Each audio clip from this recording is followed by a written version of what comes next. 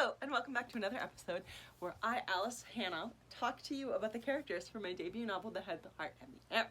So far, we've already talked about my main character, Alex, and the other point of view character, Aaron, as well as Alex's older brother, so pseudo-older brothers, Stefan and Michael. And this week, we're going to talk about a different character, Cameron. Now, if you haven't actually read The Head, the Heart, and the Air, I would recommend that you skip this particular video just because there's going to be some spoilers about Cameron in this video, which you'll understand when you've read the book, but I can't really talk about Cameron without giving that away because you'll learn it pretty quickly after you meet Cameron in the book. So, if you haven't read it, bye-bye. If you're still here, I hope you read it or you are the kind of person who doesn't care about spoilers. So, yay. Baron Cameron Strobel is one of the best and most well-known eligible bachelors, we'll say, in the Kingdom of Warren. He's well known because not only is he very friendly and he's very kind and he's what you would consider to be a typical or ideal Warren young man. He's also a baron and his father is an earl who sits on Edward's council. But also the family has been around for many generations and is one of the oldest families in the Kingdom of Warren. But they're also very well respected. The Strobels have raised horses for the king for generations and have raised horses that are used all over Torreon, which means a lot of kings from different kingdoms in the world of Torreon. You can see the southern kingdoms, Dayton, Warren, they've all bought these horses from the Strobels. So they are ridiculously well known for being fantastic horse breeders and trainers and have so much good faith in people, and people have so much good faith in them. But what makes Cameron exceptionally special is the connections throughout the kingdoms from his family.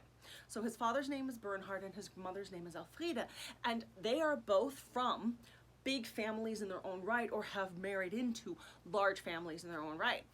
Cameron's mother Elfrida's maiden name is Bishop, as in General Matthew Bishop's little sister.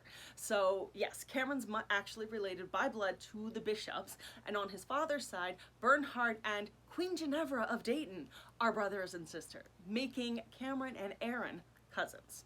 So that's the big spoiler you find out later in the book, where Alex meets him all on her own and then later finds out at a very interesting conversation that he's actually Aaron's cousin. And so this makes Cameron a very unique character because he is so well liked in Warren, and the fact that he has so many connections with other well-established, well-known families actually makes him a very, very good That's one of the reasons that he is such a good suggestion for Alex as a suitor, because he not only has ties to Dayton through his father, but he is very well respected in Warren through his mother's family as well. Not even to mention the Strobel side of the family to begin with. So he is 6 feet tall and he's born on January 29th, and at the beginning of book 1 he is 23 years old. So he's slightly older than Aaron, but he was younger than what Daniel was and he's younger than Stefan. His favorite food, we always do this, right? His favorite color is silver. His favorite food is fish. Any style. Cooked anyway, he just loves fish, which growing up in the Kingdom of Warren, which you can see here on the map, is on the sea, makes perfect sense. He was raised with horses, eating fish his entire life. He was born at the Strobel estate, and both the Niall and Bishop's wives were there when he was born and assisted him.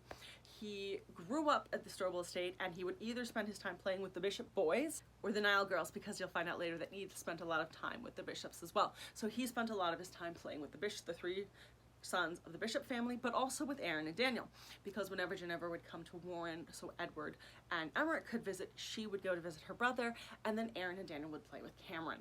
So Aaron and Cameron grew up very close, and after the death of his family, Aaron would come to Warren a lot and spend a great deal of time with his uncle and Cameron, especially when he was having issues with his father.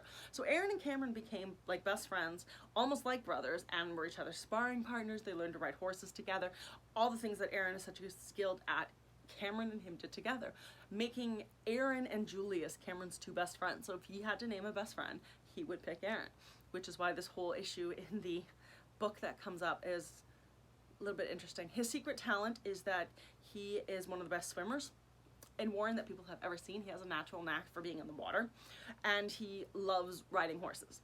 It's not a special talent, but he is very good at it, which makes sense why he worked with Aaron so much for doing jousting and that. When asked what his ideal partner is, he said he looks for someone who is not afraid to get their hands dirty and is not afraid of hard work, because while he is noble and was born in one of the most respected families, they work with horses and they get their hands dirty. They don't just hire other people to do it. His father is in the stable every day with getting dirty. Cameron has been given the job of being the essentially horse checker for the king. I think it's called like an esquire or esquina, something like that. And Cameron is the one responsible for maintaining the horses of King Edward. So when something is wrong with one of the horses, if they're sick, if they're hurt, they call Cameron and his father, and one of them will come and check on the royal horses. So because of that, he is very well respected, but it means he is not afraid to get his hands dirty. He is very muscular compared to Aaron and Michael because he spends his time doing labor in the barn. And so there's a funny line in the book itself where Alex looks at Cameron's rippling muscles, and when my editor read that, she laughed and referred to that section as whiffs of romance novel in my book because of Cameron's bulging biceps.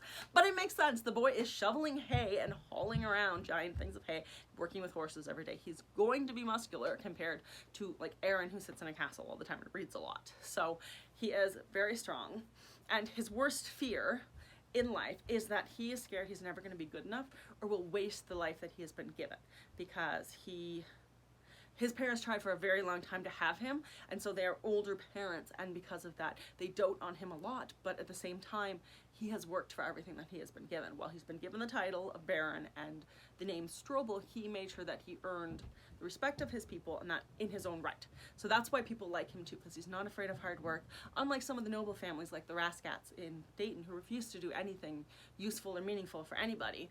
The Strobels have always been hardworking and will do what is necessary whenever it's necessary, and if the king asks something of them, they will do it. And Cameron is that same kind of person. If the king needs something from him, he will take care of it, and doesn't matter what he's asking.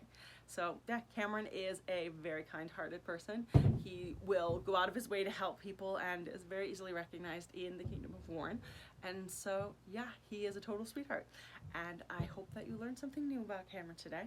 And if you were watching this and you haven't read the book, shame on you.